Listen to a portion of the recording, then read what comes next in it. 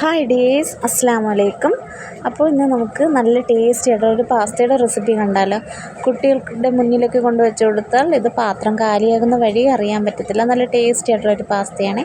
അപ്പോൾ ഇതെങ്ങനെയാണ് തയ്യാറാക്കി എടുക്കുന്നത് നോക്കിയാലോ. ഇത് തയ്യാറാക്കാൻ വേണ്ടിയിട്ട് ഒരു പാൻ അടുപ്പത്തേക്ക് വെച്ചെടുത്തിട്ട് അതിലേക്ക് 1 സ്പൂൺ ഓയിൽ ഒഴിച്ച് കൊടുത്തിട്ട് 2 മുട്ട പൊട്ടിച്ചൊഴിച്ച് കൊടുത്തിട്ട് കുറച്ച് ഉപ്പും കുരുമുളക് പൊടിയും കൂടി ഇട്ടിട്ട് ഒന്ന് സ്ക്രാമ്പിൾ ചെയ്തെടുക്കാം. അപ്പോൾ മുട്ട ഒന്ന് വെന്തതിന് ശേഷം ഇതേപോലെ ഒന്ന് ചിക്കിയെടുത്താൽ മതി. എന്നാലേ നമുക്ക് ഇച്ചിരി വലിയ പീസായിട്ട് കിട്ടത്തുള്ളൂ. എന്നിട്ട് ഇത് നമുക്ക് വേറൊരു പാത്രത്തിലേക്ക് മാറ്റി വയ്ക്കാം. എന്നിട്ട് അതേ സെയിം പാനിലേക്ക് ഒരു 2 ടേബിൾ സ്പൂൺ ഓയിൽ ഒഴിച്ച് കൊടുത്തിട്ടുണ്ട്. അതിലേക്ക് ഉപ്പും മഞ്ഞളും മുളക് പൊടിയും ഗരം മസാലയും കൂടി ചേർത്ത് വെച്ചിട്ടുള്ള ചിക്കൻ ഒന്ന് നന്നായിട്ടൊന്ന് ഫ്രൈ ചെയ്തെടുക്കാം. എന്നിട്ട് അത് വേറൊരു പാത്രത്തിലേക്ക് മാറ്റിയിട്ട് അതേ എണ്ണയിലേക്ക് തന്നെ നമുക്കൊരു 1 ടേബിൾ സ്പൂൺ ഇഞ്ചി വെളുത്തുള്ളിയും കൂടി ചതച്ചതിട്ട് കൊടുത്തിട്ട് നന്നായിട്ടൊന്ന് വഴറ്റി കൊടുത്തിട്ട് കുറച്ച് വെജിറ്റബിൾസ് കട്ട് ചെയ്ത് ചേർത്ത് കൊടുക്കാം. സവാള, ക്യാപ്സിക്കം, ക്യാരറ്റ്, ക്യാബേജാണ്. അപ്പോൾ അതെല്ലാം കൂടി നമുക്കിതിലേക്ക് ഇട്ടിട്ട് ഒന്ന് വഴറ്റി കൊടുക്കാം. ആവശ്യത്തിന് ഉപ്പും കൂടി ചേർത്ത് കൊടുക്കാം.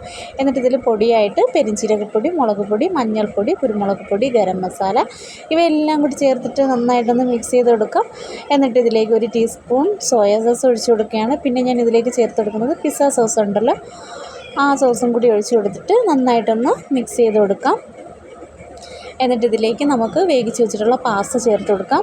ഒരു പാത്രത്തിലേക്ക് കുറച്ച് കൂടുതൽ വെള്ളം തിളപ്പിക്കാൻ വെച്ചിട്ട് അതിലേക്ക് പാകത്തിനുള്ള ഉപ്പും 1 ടേബിൾ സ്പൂൺ ഓയിലും കൂടി ഒഴിച്ച് കൊടുത്തിട്ട് വെള്ളം തിളച്ച് വന്നതിന് ശേഷം ഈ പാസ്ത അതിലേക്ക് തട്ടിയിട്ട് നന്നായിട്ടൊന്ന് വേവിച്ചെടുത്തിട്ട് ഊറ്റിയെടുത്ത് കുറച്ച് തണുത്ത വെള്ളവും കൂടി ഒഴിച്ചിട്ട് ഒന്ന് കുക്ക് ചെയ്ത് വെച്ചിട്ടുള്ള പാസ്തയാണ്.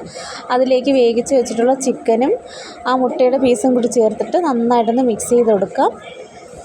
മിക്സ് ചെയ്ത് കൊടുത്തിട്ട് ലാസ്റ്റായിട്ട് ഇതിലേക്ക് കുറച്ച് മല്ലിയില കട്ട് ചെയ്തതും കൂടി ഇട്ട് കൊടുക്കാം.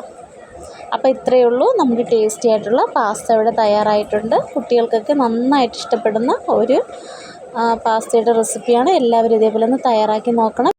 എൻ്റെ വീഡിയോസൊക്കെ ഇഷ്ടപ്പെടുവാണെങ്കിൽ ലൈക്ക് ചെയ്യാനും ഷെയർ ചെയ്യാനും കമൻറ്റ് ചെയ്യാനും കൂടി മറക്കരുത്.